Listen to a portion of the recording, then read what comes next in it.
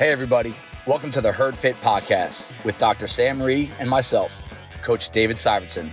This podcast is aimed at helping anyone and everyone looking to enhance their healthy lifestyle through fitness, nutrition, and most importantly, mindset.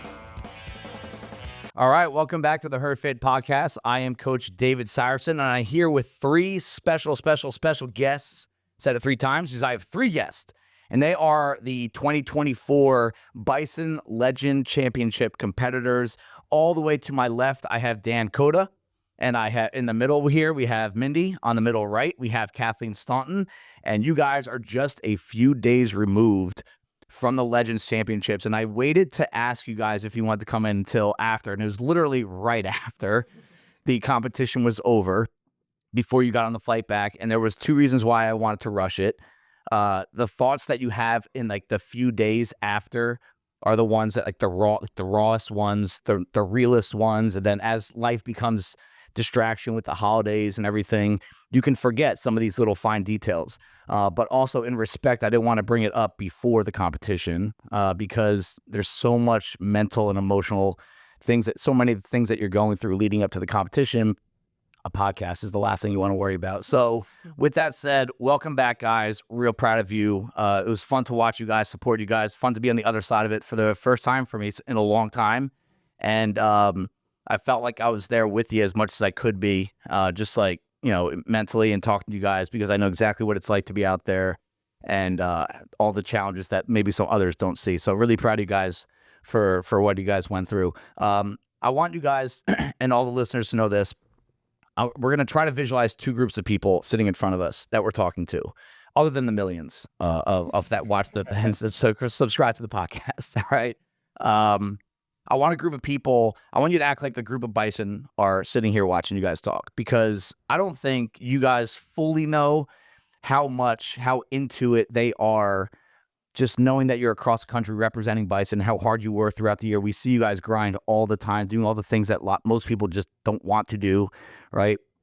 The fact that you guys are out there putting yourself out in front of a lot of people and putting yourself through a really hard, rigorous test, how many of them truly want to know a lot of the details that we don't get to see when we're watching videos on Facebook. So just visualize when you're telling your stories from the weekend, visualize them being here. And the second group of people that I want you guys to act like are sitting right in front of us are people that want to someday do it. Because I think it's really important for us. It's something we can contribute to the master sport, that there are people out there that want to now or will want to do this. And it really does help to hear real life stories of what you guys went through, things that just are not obvious. You know, like, what's it like to fly out there? How does your body feel 2 days after flying? Right? Like, where do you stay? All these little things, like, even if you think it's a little minute detail, that's not a big deal. Let's talk about it and just visualize them being in front of you. So a format of this is, it can be tough with four people and not make it too interview based. We're going to really we're going to kind of reverse engineer and talk about the workouts first. And within the workouts, we are going to probably go off on tangents and some little training stories and funny stories and emotional stories in some cases. Let's do it. Let's go off on as many tangents as we can. But before that, Dan, this is your first time at Legends Championship. And this has been a goal of yours for a long time. Yeah. And we both have been through not hitting our goals several times.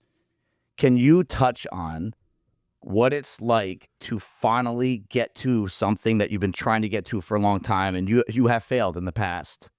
But I think because of those failures, you made it and you crushed it out there. You hit one of your major goals. What was that component of this like? Yeah.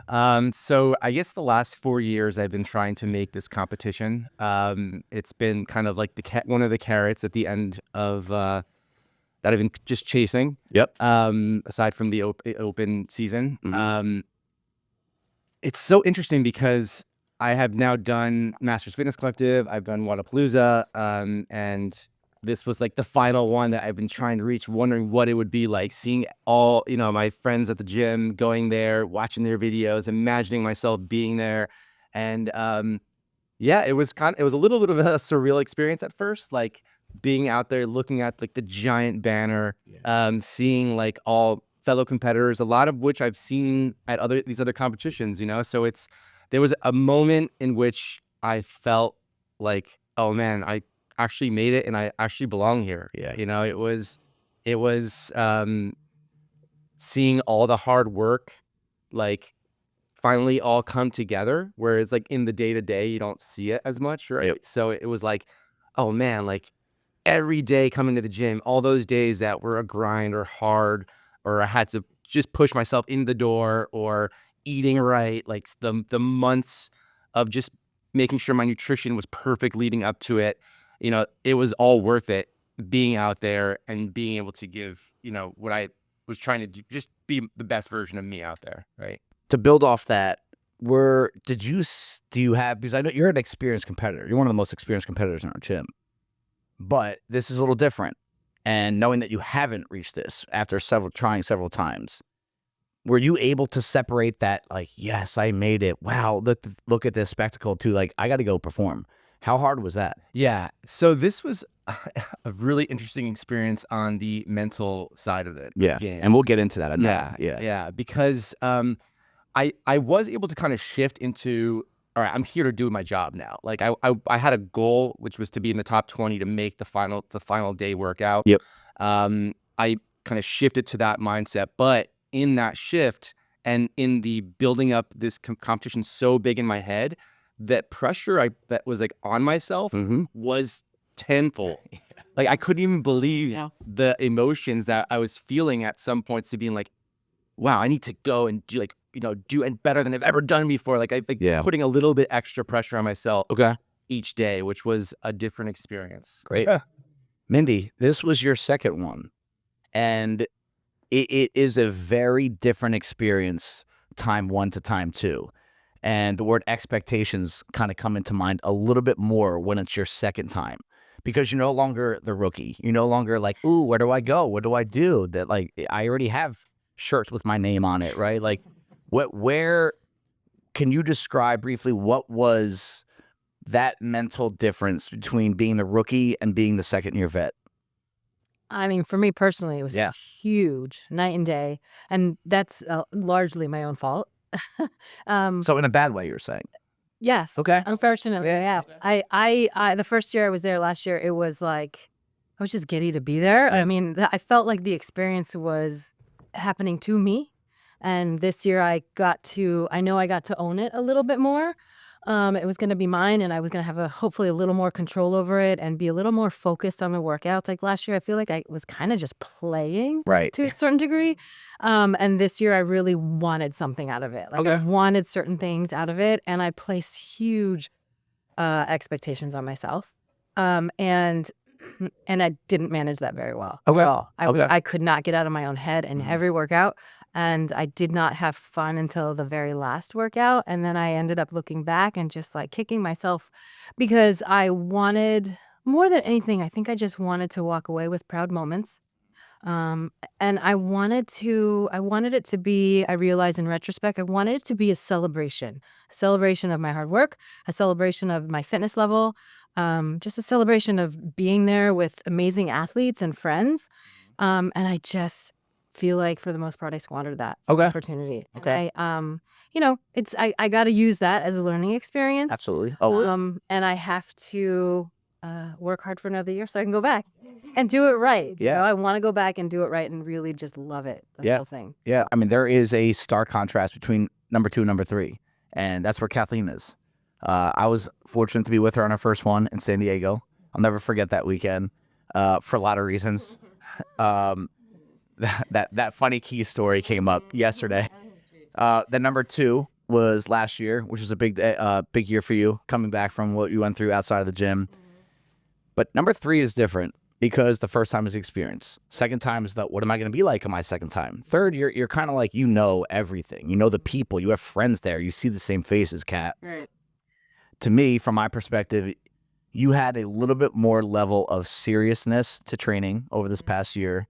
Not in a bad way at all. Just more focused, more like less, no noise on the outside. Just train. And you had your best performance ever at Legends this year.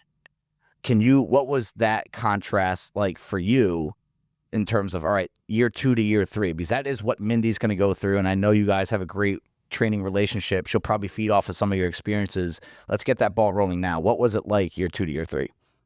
Yeah, I mean, I loved it. I had a great experience.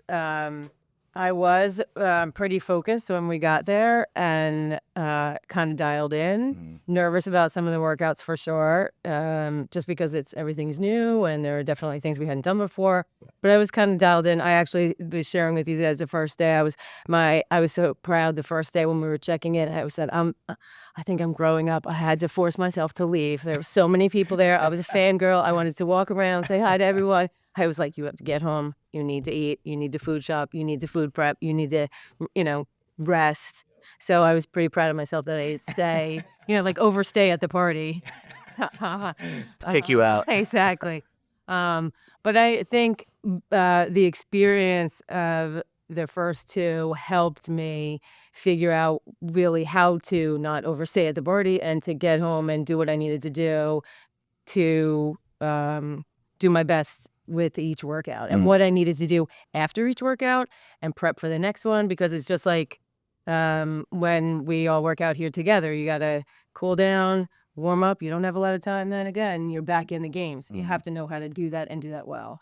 Yeah, I mean, just listening to all three, right? There's something you guys are, I mean, because of who you are, but you're also just mindful of this stuff that there's always going to be something to take from a competition, whether it's good, bad, ugly. There's always something, and you guys are already doing it. You're already looking to next year, or you're looking to your next, whatever your training goals are with the Open and Wadapalooza, Dan. It's all this stuff. There are always things to take away. And that's why I always feel like the experienced competitor that is also combined with the mindful competitor, they have a distinct advantage the next time they compete.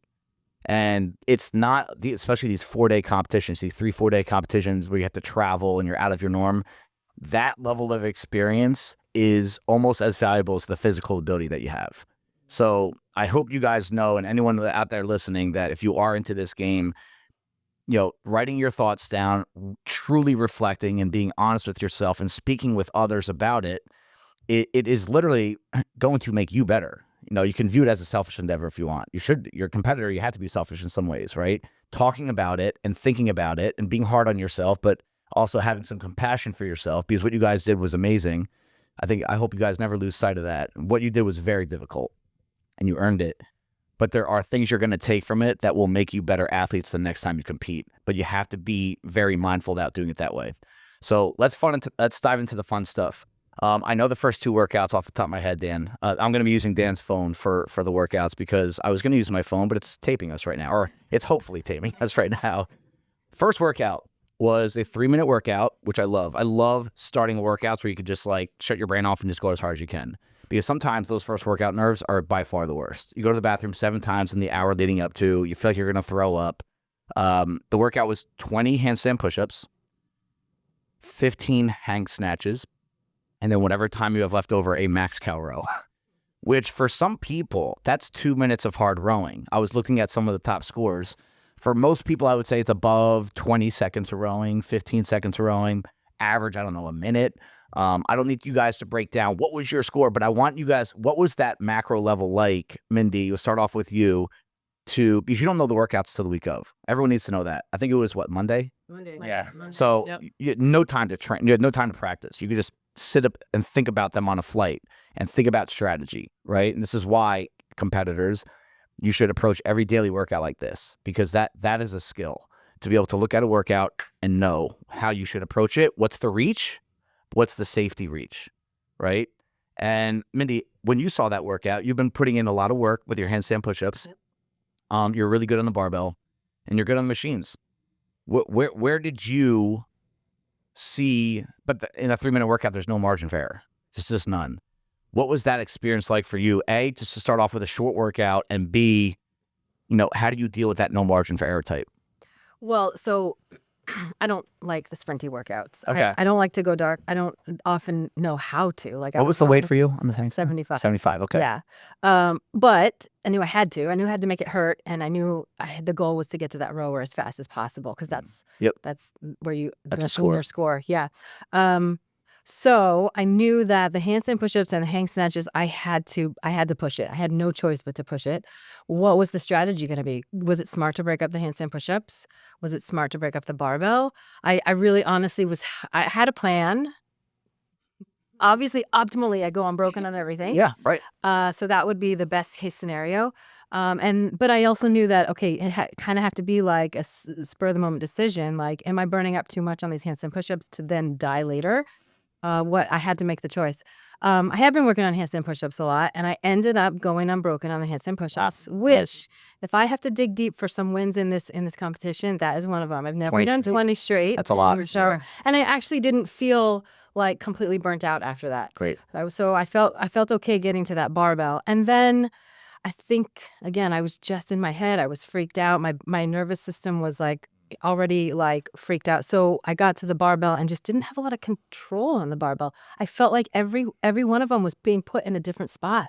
And I was so annoyed because that weight's not that bad. Yeah. Right. I feel like fresh, I could bang out 15 unbroken. For sure. So I went to 10, dropped it on purpose. And then I was going to go for that final 5. And I don't know what happened on number 13, but I failed one. You don't have that room for error. Yeah. And that hurt me because I had to take a few seconds to shake it out, calm myself down. What was the fail?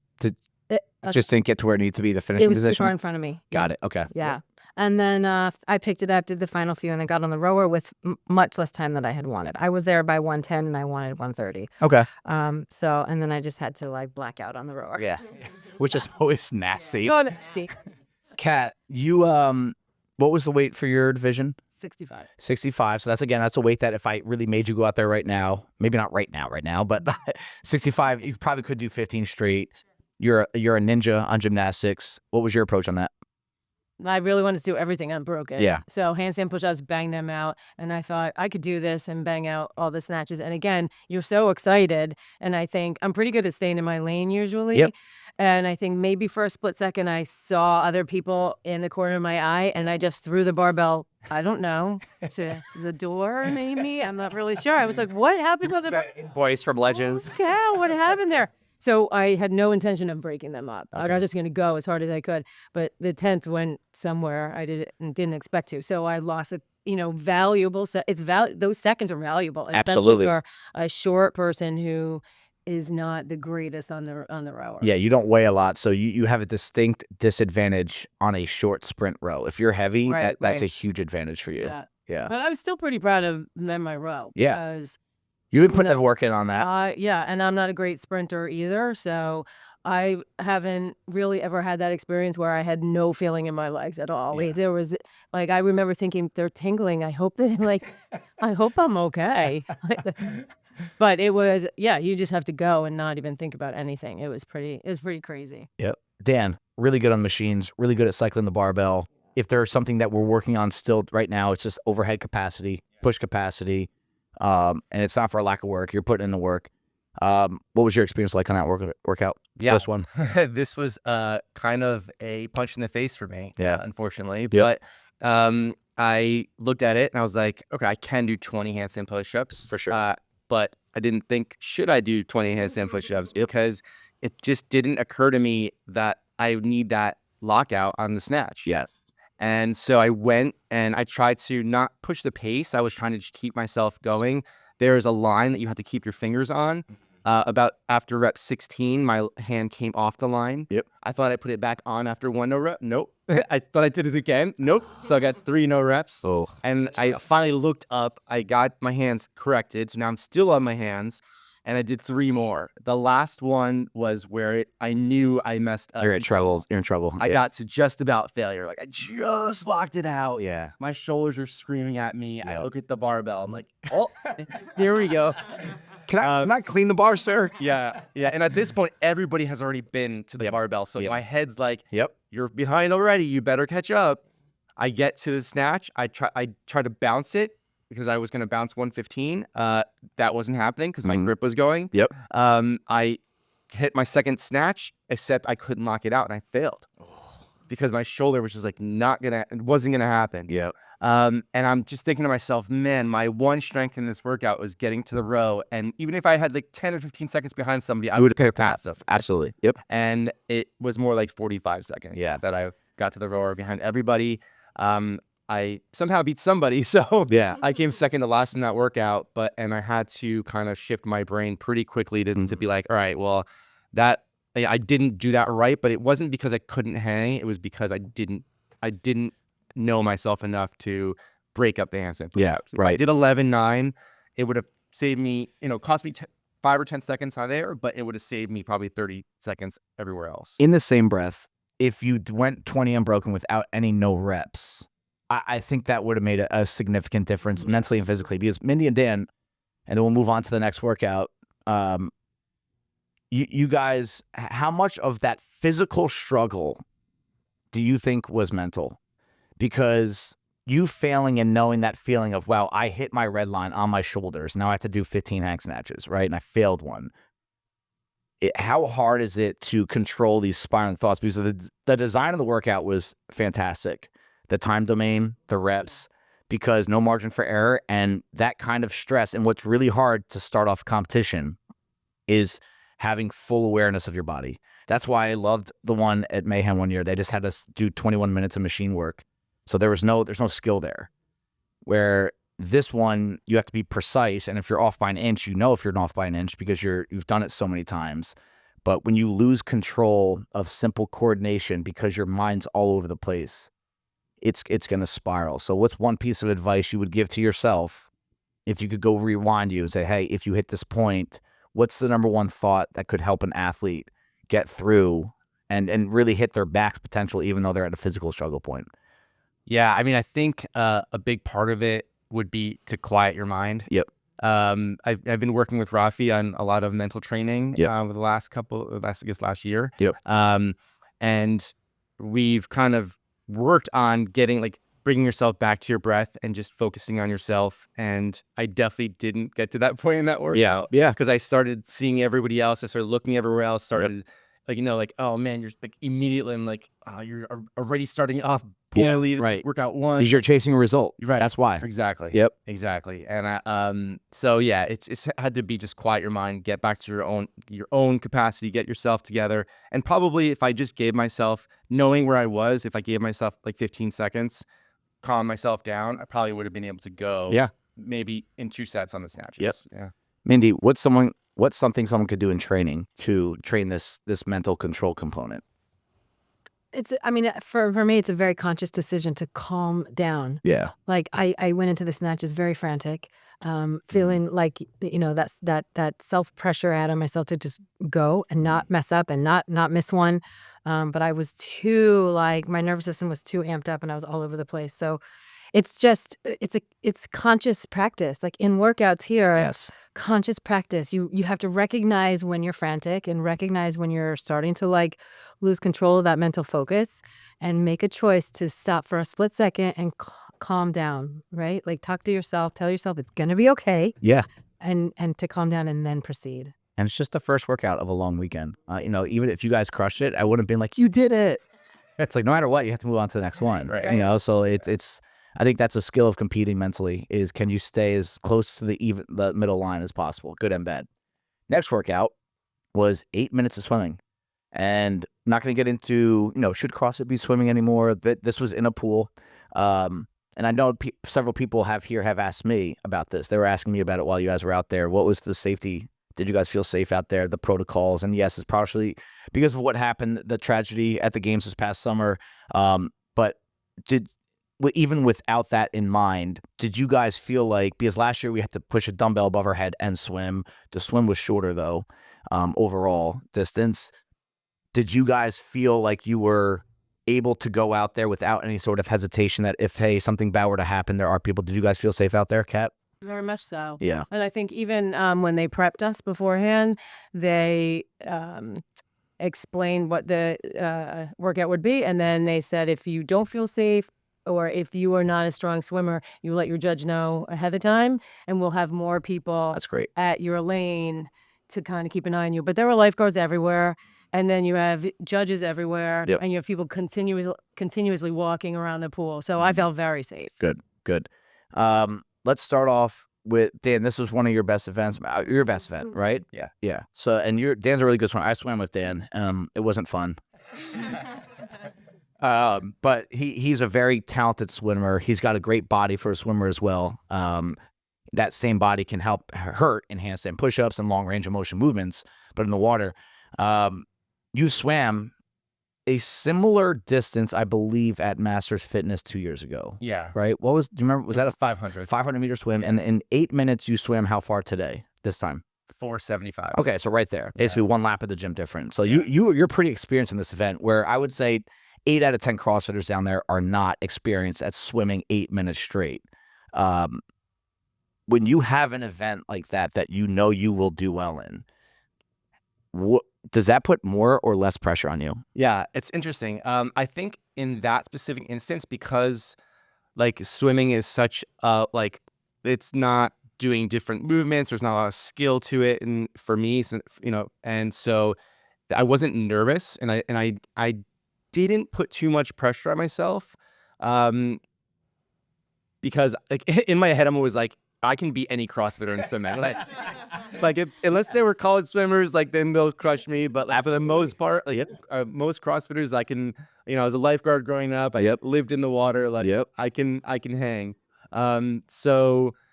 But what was interesting about this workout was that I've never done it for time swim. Yeah. It's always like for distance, and like, all right, I'm counting in my head the laps. So I'm like, all right, if I'm at 400, I have 100 left. It's time to start pushing. Right. Let's go there. This was a totally different game in that sense. We had a 150-meter tie break, so I sprinted the first 150 to get that tie break, and then because knowing like there would be a lot of bottlenecking. Absolutely, for sure.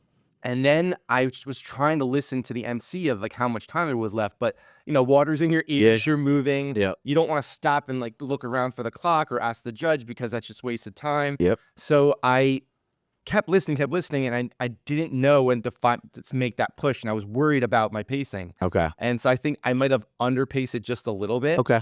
And then when I finally heard 30 seconds, I sprinted the last like 25 and got it. But I think I left like at least 25 meters on the table because my 500-meter time at MFC was 7:59. Okay. So definitely was a little bit slower.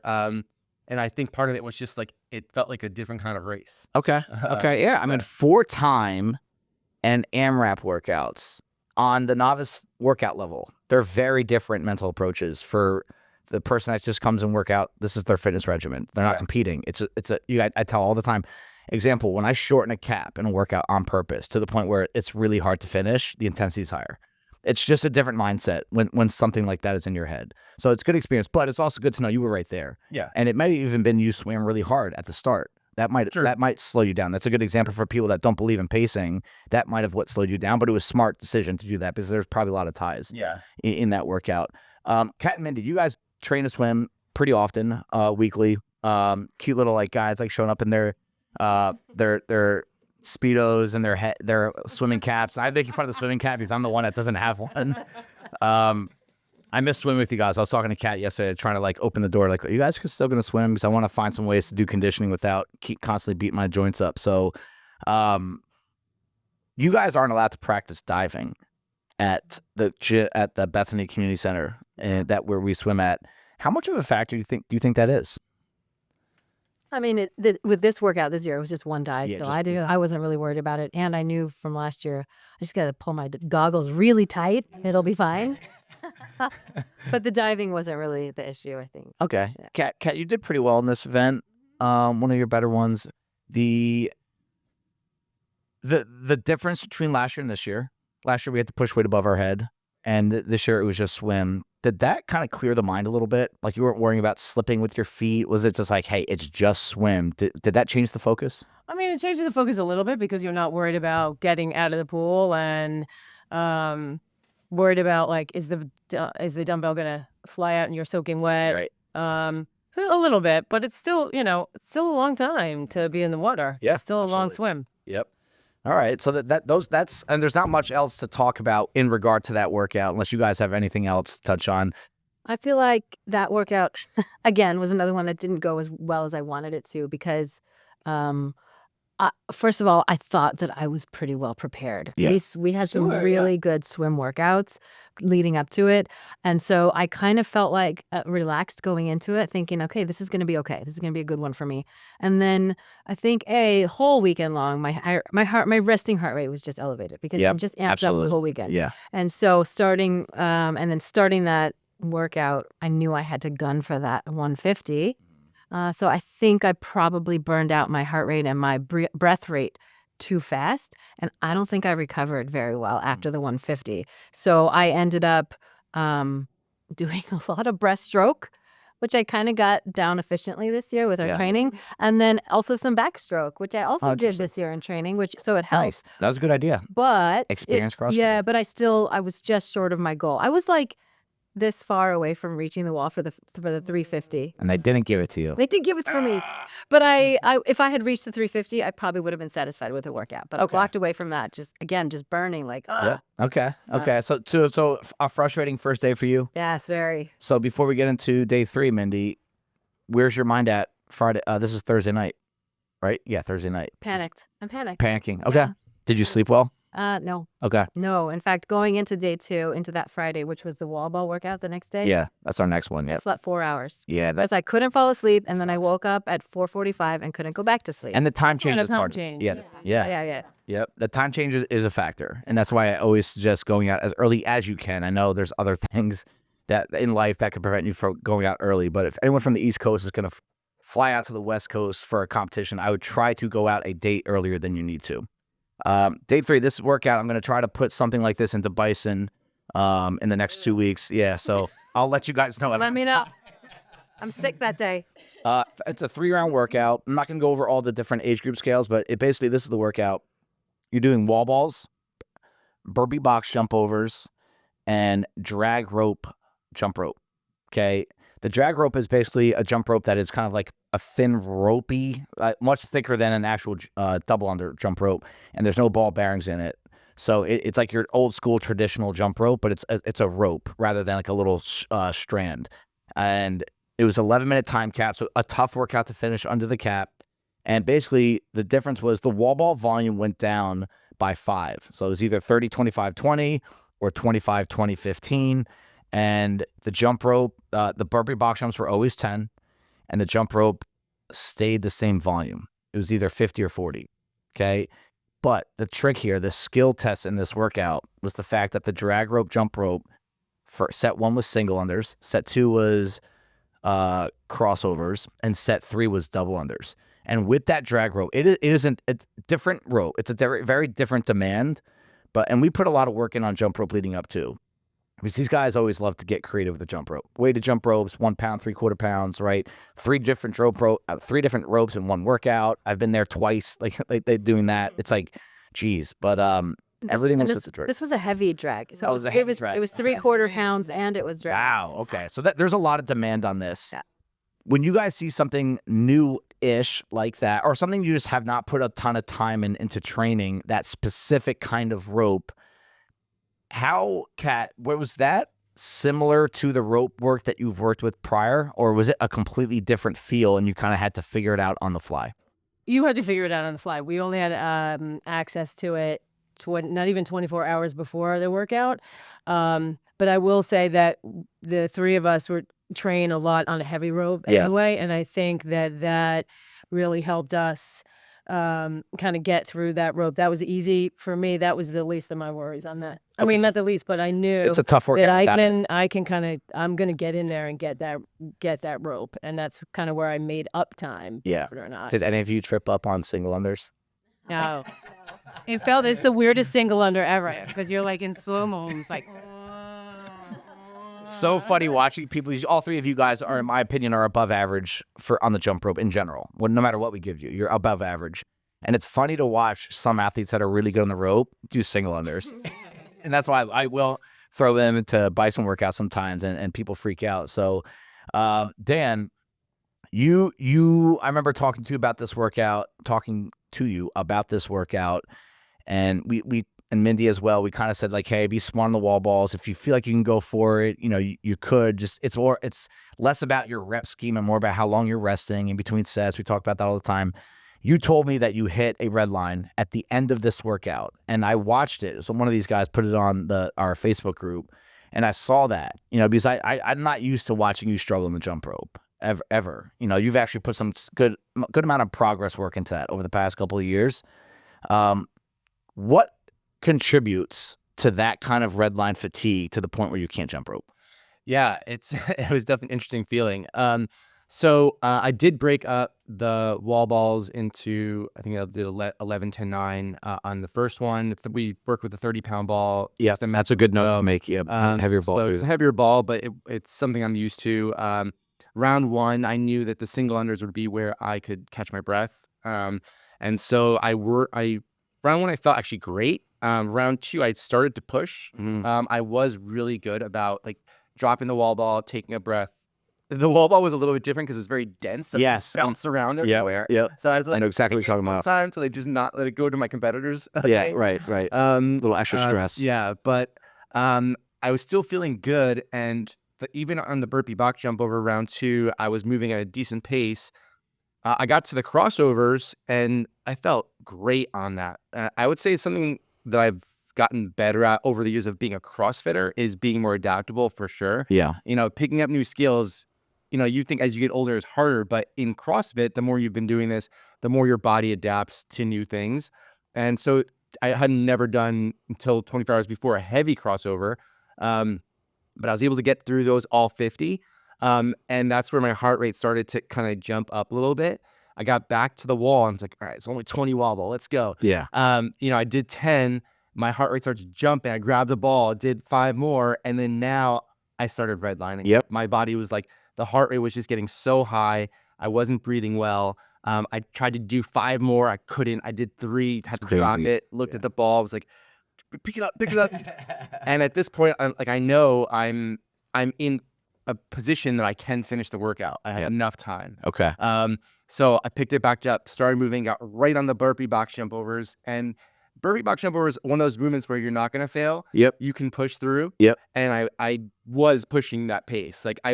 The guy next to me was this really cool guy, Tim Sanchez, who I talked to him. I was like, I see your name on the leaderboard all the time. So glad you put a base. Yeah, that's funny. He ended up 4th in overall competition. I was next to him that day. We were going back and forth in this workout, and I saw him, pass me in the burpee box jump over. So I pushed a little bit harder. I got to the rope, and I wasn't expecting, I was like, all right, I'm gonna do 10s. I do 5, I trip, and all of a sudden, like, my heart rate just would not come down. Yeah. It was like I was trying to breathe. I was trying to do anything I could to bring it down. I was trying to quiet my mind. And I think I remember watching. I wasn't in a good place. You real calm. Yeah, I felt calm. I was, and I was like, just bring it back down. You can do this. We worked the heavy rope all the time, and it was just my body.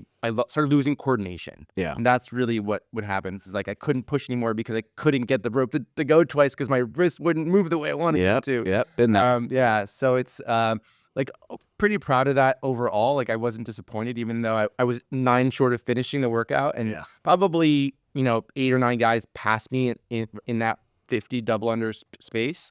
But I know I pushed to my capacity in that, and I felt good about it. Yeah, good. Yeah, and I think that's again, not always attaching yourself to the result is important in some cases. And I know it's hard to do at a competition, and it's very easy for me to do on the outside, but you left it all out on that floor. And at the end of the day, if you're good, if you're bad, if you're first, if you're last, that's the only thing you should be doing is you leave everything out there. Like that's the goal at the end of the day. That really is. Like, yes, the training leading up to is the goal, but the goal is, did you really give everything you had? If the answer is yes, can't really be that disappointed in yourself. Yeah.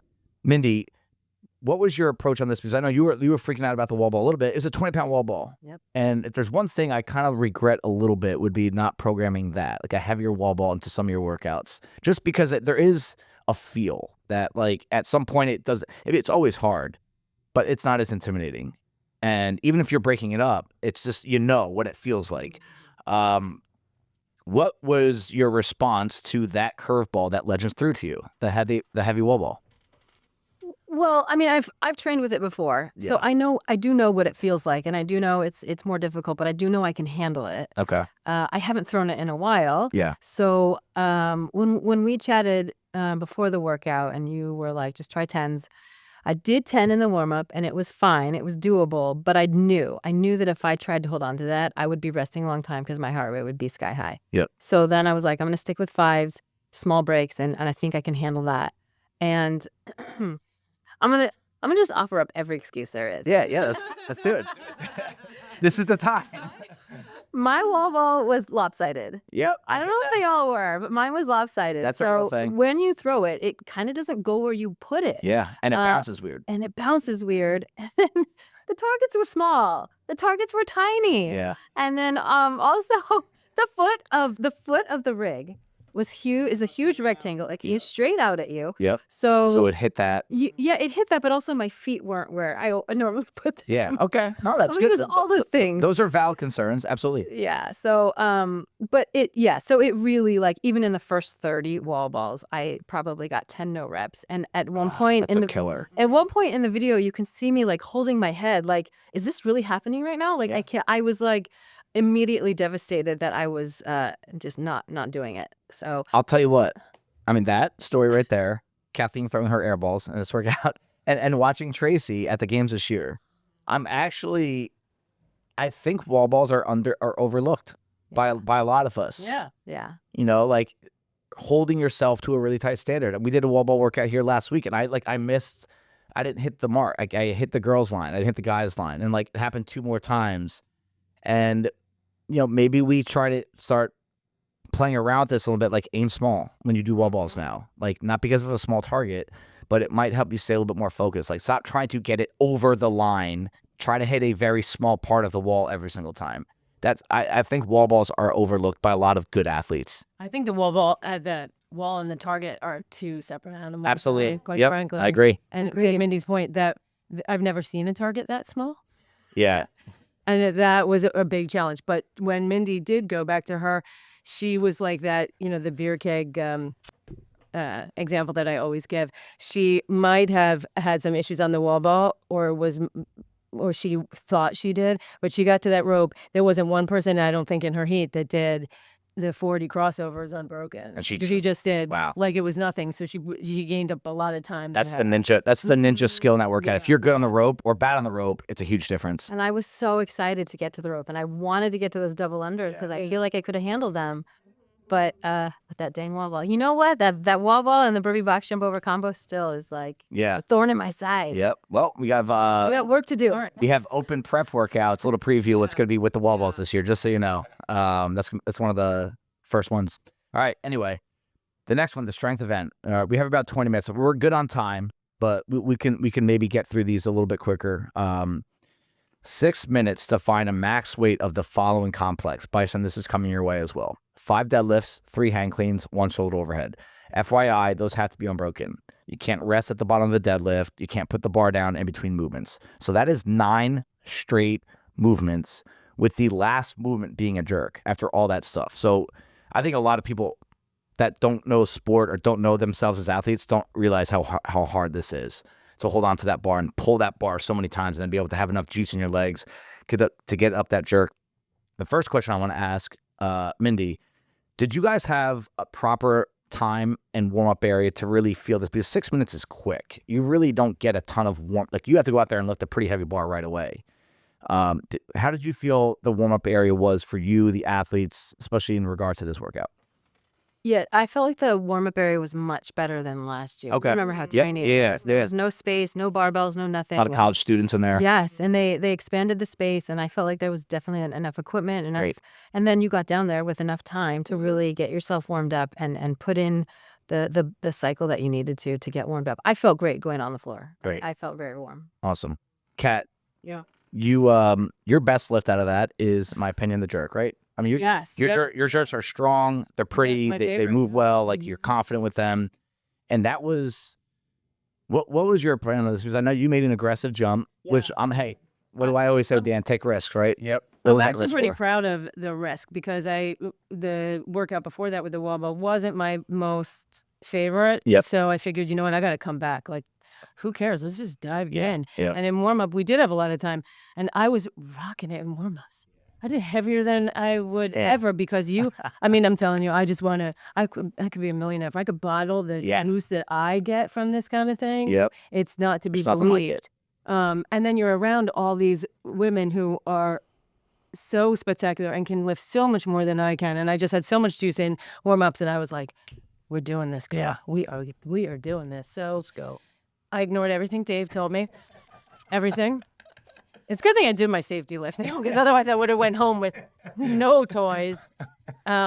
So I did my safety lift, and then I was like, you got this. You feel so good. Let's just throw caution to the wind. And I made a huge aggressive jump, which in hindsight wasn't a great idea, and I failed. But in hindsight, I was like, all right, whatever, you tried. So the nice thing is they let you strip weight off the bar. That's a big thing that you need to know, because some competitions will not let you take weight off the bar. Right. So that was a little scary. Like once you did that, if I couldn't strip weight off, I wouldn't have gone as heavy. Smart. But I, really went all out, and I was like, well, all right, whatever. And then You failed one of your reps behind you, I think, right? Yeah. That scared me when I watched it. Do you do that often? No, Yeah, never, okay. So never. that was basically what that means, is you did the movement correctly. It just, you didn't have like the precision. It's almost like the bar went too far back, because the bar got where it needed to be, but it was probably just had some backwards Yeah, I mean, momentum. I felt the jerk, which is normally my most favorite movement, and I normally can kind of pull that out. But, I'm still pretty proud of how I handled all of that. So Now, Dan, we talked about the strength you have in the swim.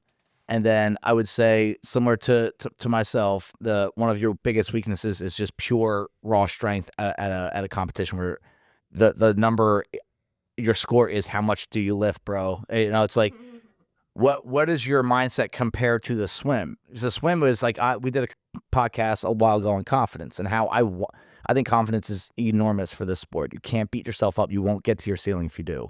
So you were very confident. Almost gave you a swagger. I could beat all these guys in the swim. Yeah. What's the contrast when you don't feel that confident when you go to a strength event? What do you do balance-wise with the emotions there? Yeah. So knowing that this is just going to be a thing that I'm never going to be as strong as everybody else, and I have to just do if I can get to my peak, I can at least damage control that. I didn't have a lot of pressure on myself. There was, I wanted to get over 225, and as we were warming up, I hit 225, not the full complex, but just did a couple deadlifts, a clean and jerk, and then I'm like, all right, this feels okay. I think I'm gonna be fine with that. What wasn't feeling okay was my legs after the wall balls. Okay, and that's this fair. was I guess one of the awesome competition. Loved everything. I had maybe a few little things that I think could be better. Okay. One was the schedule overall. All my events except for day one were in the late afternoon, and there was about 90 minutes rest between the two events. And you're flying out from the East Coast, so it's even lighter. Yeah, even lighter. Yeah. So this lift is usually I'm in bed sleeping. Yeah, but I was doing this lift because it was pretty late. So I usually, what I do have confidence in is when I'm in front of a crowd, I will take that adrenaline, just like Kat said. Hell yeah. And I've hit my best lifts ever. In Alabama, I PR'd my front squat, and it was awesome. And I know that when I'm out there, I'm going to get that extra energy. So there is a little bit of confidence in that I can hit my best on that day. Yep. And so I hit 230. I failed. I went up to 235, failed, came back down to 230, picked it up with, you were allowed to, as long as you picked it up, you could finish the complex. So I waited till 3, 2, picked it up, and started and got to that final jerk. Kind of looked around, took it all in. I'm like, everybody's looking at me. Let's go. And I was able to hit it pretty clean, and awesome. Felt good. Yeah. That's where you trust your movement sometimes too. Sometimes that numb feeling can be good or bad. You just and that's where you practice day to day, week to week on all these grinding days in the middle of the spring, summer, fall, winter. There's always something you can work on, and that quality movement should always be number one, whether you just started CrossFit or you've been doing it for as long as you have, that you want to always be able to rely on the quality of the movement. So even if you're not feeling it, or you don't do well in a workout, or you want to scale a little bit, there's always something precision-wise you can work on with your movement. As simple as a wall ball and air squat, or something as complex as a hang snatch after 20 unbroken handstand push-ups. There's always put attention on things like that. That's a good lesson for there, because if you can trust that, then you could use the adrenaline. If you can't trust your movement, you don't know where the bar's going to go, right? So the next day, the Saturday, I want to say you guys might not have done it in this order, or they switched things up. Well, irrelevant. We're just going to talk about it in the order that's on the sheet. 9-minute AMRAP, 5-bar muscle ups, handstand walks that increased in distance as you went, and then alternating single arm devil's press. So it's an AMRAP. Everyone's working out for 9 minutes. Was this the one? Did they take rings out? Yeah. So this was a ring muscle up workout, and let's touch on that real quick instead of just talking about this workout for this one, right? And if you guys want to throw in some input of what your experience was for this workout, let's do it. But changing they told you the ring muscle-ups were going to be the movement. Right. And Kat, why did they tell you guys? Safety. So they took out rings for everybody. They took them out for everybody because they couldn't get the extenders outside for warm-ups. Okay, so you weren't. So no one could warm up on the rings. So Yep. it was a safety issue. And Joe sent that email out. Like, we just feel this is a safety issue. Okay. So we're going to change that up and put Bormos heads in. I don't look down on that. No, I've we are at Legends in San Diego. Remember we warmed up there? We warmed up in a basement hotel. Like the ceiling wasn't high enough for rings, so there was no warming up ring muscle ups, and the straps were wide. I remember the first muscle up you did was you got to do one before the workout. And hey, fitness, competing, be ready for anything. But I trust Joe and Bob that they do make decisions out of safety. That is the number one priority. Yeah. And it's not probably even a priority over finding the fittest there is safety. Was there a little bit of part of you guys that was a little upset by that? It would have been a different workout. Yeah. Rings for sure. Yeah, I was upset because we had really been putting in the time. Yeah. To really get proficient. And then also, I feel like it's a really good separator. It is. And With the handstand walks too. Yeah. So I was a little disappointed, but Not angry, just disappointed. Yeah. Roll with the Yeah. punches type. Yep. Dan, I actually think you're better on the bar than you on the rings. Yeah, I was excited. Dude, it's like, yeah, you know what, Dan? That's a smart decision. Yeah. Can we take out the lift too, by the way? Yeah. I mean, it's definitely. I mean, for me, it was a better workout for me. Yeah. I would have liked to do rings because it's something we've been working on, and Right. it's a fun, different thing, and Yep. part of the whole experience is just having fun. And Yeah. part of what I love Challenge about yourself. CrossFit is this is all stuff. When I first started, and I looked at people, and I couldn't believe that it was even possible. Yeah. For these things to be done, and now seeing people at our age and older, doing all this stuff is just so cool. That's so awesome. I was definitely happy about it, but I wouldn't have been disappointed having done doing ring muscle ups because it's just something that we've been working on, and it would be fun to test. That was your second workout? Second workout of the day. So they switched these two workouts around For everyone? for everybody Okay. because kind of like a running thing was that it seemed like they didn't have enough judges to run multiple floors all the time. Got it. And by the way, just a quick side note is that the judges and volunteers there were so awesome. Oh, yeah. So phenomenal. Like I tried to thank everybody I could, but there was so many people bringing so much awesome energy to us. The people in the back who were, giving us the rundowns, they were making it fun, they were making it exciting, they were making it light and great. They're very good. The judges were all really fair and you.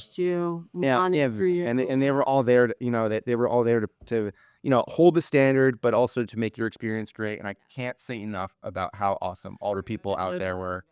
Big part of the Legends' success, and I hope these guys keep it going. I really do, for selfish and unselfish reasons. I just think it's a really important part to CrossFit's future and health overall.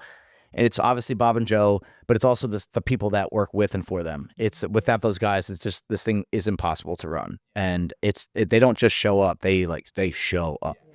Huge part of the weekend for them. That's awesome. So they had to switch the workouts around though because they needed it was an outdoor event, the sandbag, and so they were like, we would be here all day if we did it till super late if we did it second. Okay, smart. Just switched it around. Let's talk about that event. That was a unique event. I think I want to say it's the first time Legends has had people run. I mean, it was a short run, but I don't think they've ever had it running in a workout for Legends Championships. I think one year they had a plan to, but equipment didn't show up.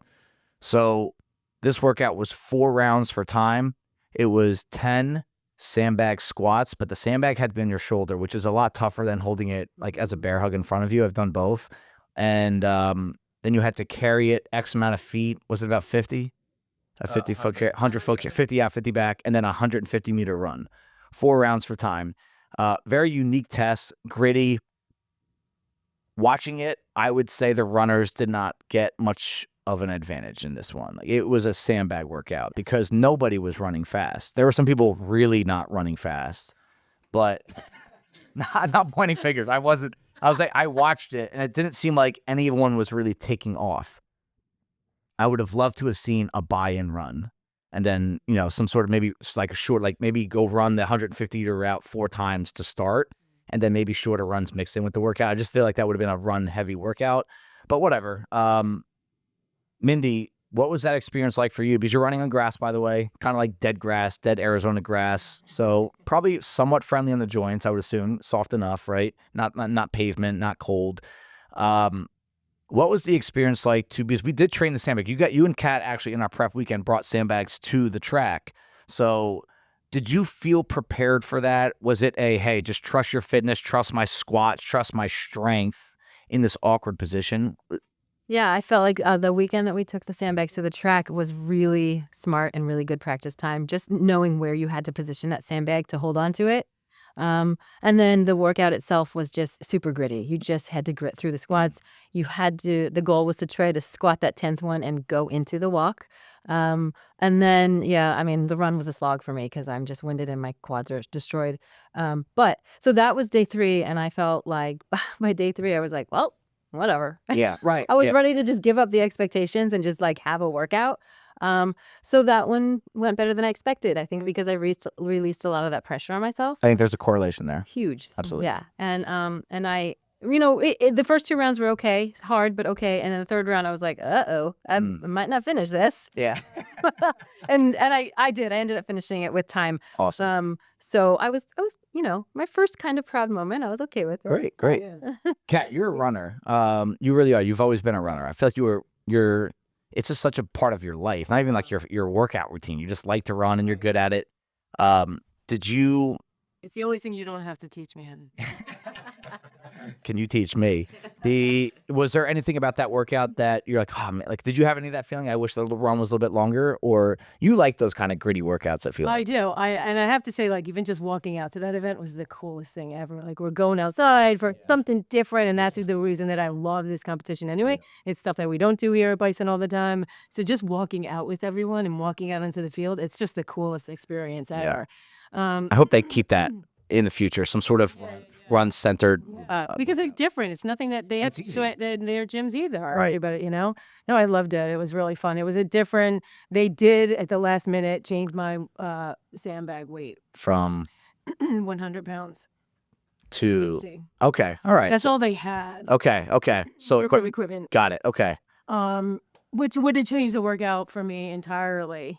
And I don't know if everybody even would have finished. Yeah. So it was really just more of a capacity and a faster workout in my age group. But it was still it was just so much fun. You're outside, it's sunny. It's nice. What was the temperature like approximately? 70 someday. Better than here for sure. Yeah. It was probably harder for Mindy for sure because she was at a little later and it was really warm by the time she walked. Okay. So it was a little chillier for me. Yeah. And then I got cloud cover for Dan, which is probably helpful too. But that was just such a fun workout, I thought. Yeah. But it can't be underestimated what these guys, their sandbag had to, how that, that's hard to even put that. It's not an easy. It's very awkward. To even put it on, Mindy's little shoulder and to keep it there. There was one where I saw Dan, I was like, that thing's going to fall off your back. Do you know what I'm talking about? Yeah. I was like, you grabbed the front half of the bag. It's like, oh. I was like, you went and got it done. Please don't drop. That was gritty, what you did in that work. I watched that one and I was watching it with Ash. And I was like, he's going to put it down on the next one. And you didn't, like that was a lot of grit.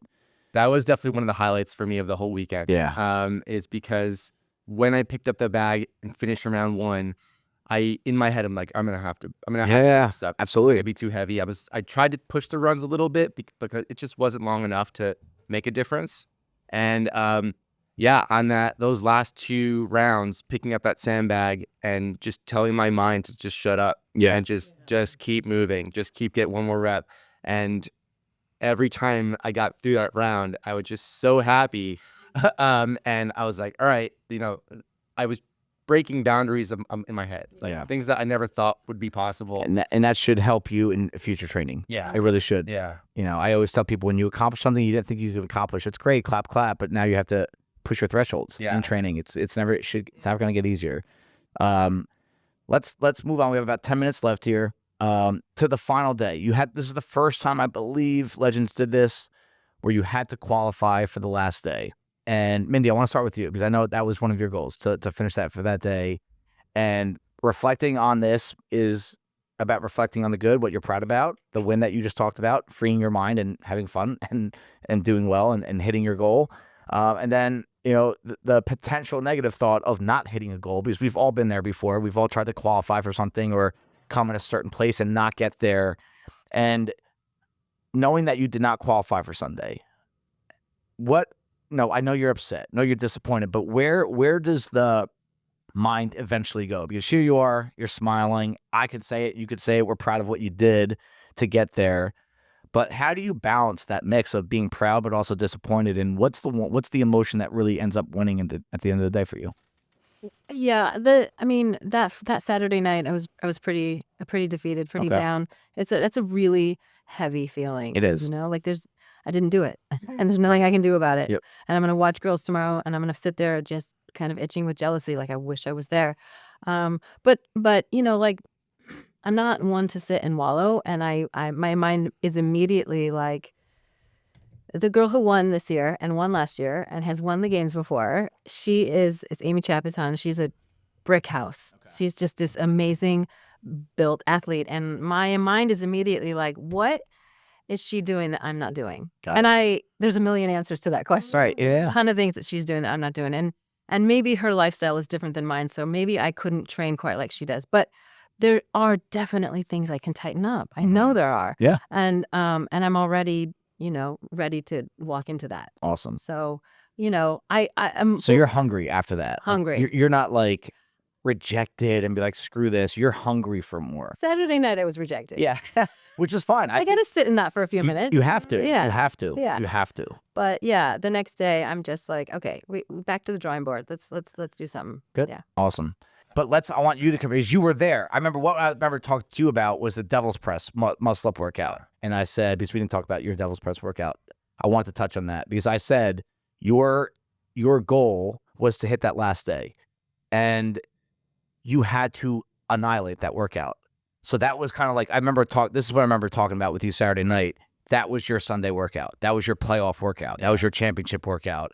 How did you shift your mindset? Were you able to say like, hey, this is my championship workout because I'm trying to hit this goal of qualifying the last day. You were on the outside looking in at that point.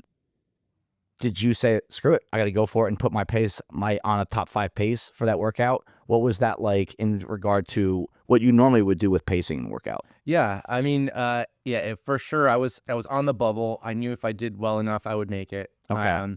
And we had the conversation of like, there's nothing to lose right now. Nothing. And those are the most dangerous athletes in the world. Yeah. I'm telling you, they are. And they have nothing to lose. Yeah. And those were all, good movements for me. I immediately I went in, I ran to the rig, got there before like anybody, started my first bar muscle. Yeah. Before That's exactly what we wanted. Yeah. And I, in my head, I'm like, it was 5 bar muscle ups, like unbroken every time, no matter what. Yep. Handstand walk, like run on your hands. I've been working. Yeah. Transitions. Yeah, like get right to it. And the first 2 rounds were I was doing really well. Yep. I was staying like at the top of the pack. And it kind of just slowly, like the whole weekend started like getting to me. Yep. The previous workout, the sandbag workout, like I had put everything I had in that workout. That's a nervous system right there. So I could definitely feel like immediately my heart rate was at a higher place than it would normally be, like if this was the first workout of the day or if it was, a fresh workout where I'm not in the middle of a competition. Right. And it just like, I just started feeling my body going down. The breathing, like the air was so dry out there. It was so hard to breathe. Yes. You get dehydrate quick out there. Yep. Yeah. And so I kind of got towards the end of that workout and I kind of started realizing where I was. And then I wasn't like at the top of the pack anymore. And at that point, I just kind of shifted my brain to the gratitude of the moment. Yep. Like being like finally, like this is the last time out there. I kind of looked around, looked at my fellow competitors, looked at the logos in the floor, and then I'm like, all right, back at it. And I just kept doing what the best I could do. That's awesome. I pushed those bar muscle ups every time. The judge I had that in that particular workout was very cool. Was cheering me on. And I was like, thanks, still for it. Like, this is so fun. And just tried to like take it all in, and try to make it all a positive experience. Whatever the leaderboard was going to be at that point. Like I didn't know, maybe I did well enough, or because you were on the bubble. I was 10 points out in the end. And that's just crazy to think about. Yeah. Like that is super close. Spots. Yeah. In, one of the, if I didn't blow up on the first workout, I'm in it. Yep. So it just made me feel like, oh, I can compete with these guys. These are some of the best in the nation, in the world. Yeah. The guy who won the games, he's from Costa Rica. His name's Chicho. He was like one of the nicest guys ever. I was super happy to have met him and become friends with him. Like I'm not like I can hang with these guys. It's just definitely you'd belong there. Yeah. That's a boost in confidence that I actually think will make you a better athlete. Because it's no longer a question. Yeah. It's a boost in confidence and it's going to raise your personal expectations every single day, not just when you're at a comp. Kat, you got to do the last day's workouts. It was a back-to-back, which they like to do for timing issues, right? They get you done earlier than normal. The workout was rig and then single leg. You got to break and then rig and then single leg. Yeah, toes bar and double dumbbell step-ups. We won't tell anyone that you fell over the box. Don't worry. We won't tell anybody. And then you have chest bar pull-ups with overhead walking lunges, right? Front rack lunges. Okay. I want you to touch on what that day was like, because you did hit that goal of qualifying for the last day. But at the same time, you can't celebrate it until it's over. Right. Yep. Were you able to stay hungry even though you hit that goal of qualifying for the last day? I was, and actually, this is the first time I was a little disappointed because they had changed the workout for us, and Because you didn't. It was supposed to be the toes to bar handstand walks, and then they changed it to just overhead carry, and then the majority of the field went bananas. They were like, "No way, Joe! You gotta help us out here." So he then changed it back to 2 rounds of overhead. I think in his defense, he wants everybody to be involved. Yep. That's a tough thing to do. Yeah, and he did say he's not a fan of a skill where somebody's like standing around for 5 minutes just trying it. So they moved that to 2 rounds of overhead carry and then handstand walks. Okay. So it was still really, and at that point, that was just like all gravy and so fun and a lot of fun movements for me. So I was like, this is just like way too much fun. Yeah. Way too much fun. Fun. That's really at the conclusion of what we want everyone to know, that it is a grind. We could talk about the stressors and the disappointments, but at the end of the day, I think that's really what gets people coming back. It's not just the accomplishments and it's not just the social media posts, right? It's fun. Yeah. And it's and in some ways, in a lot of ways, it's healthy as well, and it kind of keeps you focused all year. I can talk everyone's ear off. Sometimes I do to a fault about competing is so much more about competing.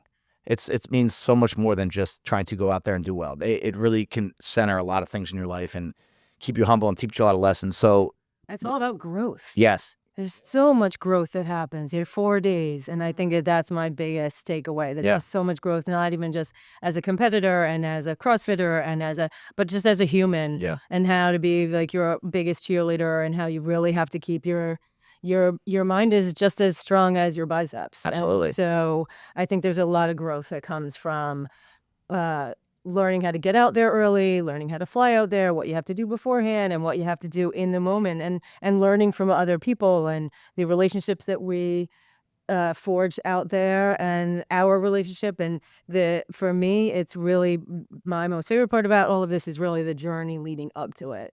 It's great once we're there, but I really just love even just the training that goes into it and the journey actually to get there. I love that. So I was going to end this with, what's the final parting words that you guys want to end the episode with, and what's like the number one takeaway that's in your mind right now that you think it's going to sit for all in Kath? It's growth. And do either one of you guys have something off the tip of your tongue that you say like, hey, this is my takeaway from this competition, and then we'll wrap it up. Well, I would definitely piggyback on that, but since writing that post I did on Instagram, just how I was just so stressed out and freaking myself out. My kids' voices are in my head, and they're saying, "Bro, it's not that serious, bro." But it's like, you're right. You know what? I needed to chill out for a sec and remember that we're having fun here and we're working out. That's it. And it's a privilege. Yes, it is not privilege. that serious, bro. Yeah. I mean, you can still want it. It can still be sort of serious, Yep. but it's going to be okay. Just have fun. Just have fun. Not that serious, bro. Not that serious, bro. Can we say my son's saying bruh right now, so say bruh. Dan, parting thoughts, like your last thought that you want to get out there. Yeah, on the champ.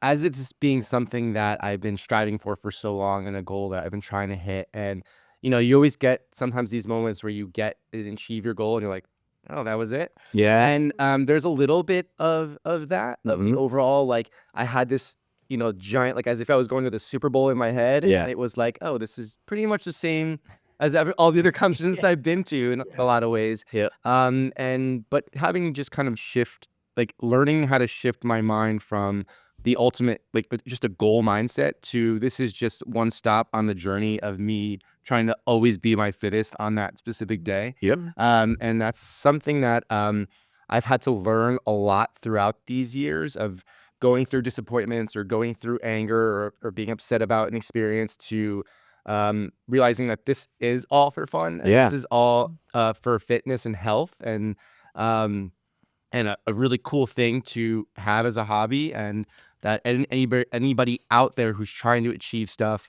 to kind of just shift your mind to, like, just be on this journey. Like, I love training. I love getting into the gym every day. Like, and I realize that too as I'm out there and I'm stressing and I'm trying to get this stuff. I'm like, well, I'm like, sometimes, like, I think about, well, why do I do this? Why do I put myself here? And a lot of it is just because I love the daily grind. I love coming here, being with everybody at the gym, being with this amazing community who was all shouting out to us and texting us and giving us, Facebook messages, and all that is so much awesome energy. And that all comes from the daily grind that we all do together. So, Yeah. I mean, I think that you guys, it's you have benefited from the community and the support, and I think you guys also contribute to the community and the support that you guys give others, the inspiration that you guys give others. From my coach perspective, friend perspective, peer, I think one thing you guys can take away from all three of these guys up here is that they are truly in it for the long haul, and they've been in it for the long haul, and they're not only attached to a result. That's not the reason. It's a reason why they do it. And that, corny saying that some people don't like to hear, it's just trying to get 1% better every day. Like, you know what? Maybe it is impossible to get 1% better at everything every day, but there's something you can get better at every single time you're training. It can be a score. It can be a lift. It could be a quality of movement. It could be a mental approach. How many steps do I take between movements? All this stuff. How do I food prep? How do I sleep? When do I eat? What do I do if I have to work out at night? There's something that every athlete can do every single day that can enhance their own potential. And that's what I get when I watch these guys train, warm up, cool down, accessory work, eat, sleep, everything, the lifestyle. There's a little something that you can approach every day with, like, all right, let's just try to work on this. Let me experiment with that. And it does add up to something like this, because what you guys got to experience and qualify for is out of reach for a lot of people right now. I would say most. It's out of reach. But that doesn't, right currently it is. But if they can follow, if there's something I want them to be inspired by you guys, a step-by-step approach can get you to somewhere you are not currently at. But don't skip the steps. You just one little step at a time. And if you approach it just small wins, small wins, small wins, it's going to add up to something that these guys got to experience. So, guys, any parting words, any last thoughts? Because I got to go coach the 9:30 class. I just wanted to say thank you to this community. Okay. We really felt the support and the love, and it really meant a lot. Good. Yeah. So thanks, guys. Yeah. Thanks, everyone. Yep. We couldn't have done it without the Hurt, for sure. For sure. For all your help. And thank Joe and Bob, and their programming is amazing. They run such a great event. Yeah. It's run so smoothly. We just had the greatest time. And thanks to you guys. Again, the journey was amazing. It was so fun. same. Let's do it again next year. Yeah. Let's go. Gratitude. Time. Yep. See you guys next year. Thank you. Thanks. Thank you, everybody, for taking the time out of your day to listen to the Herd Fit podcast. Be on the lookout for next week's episode.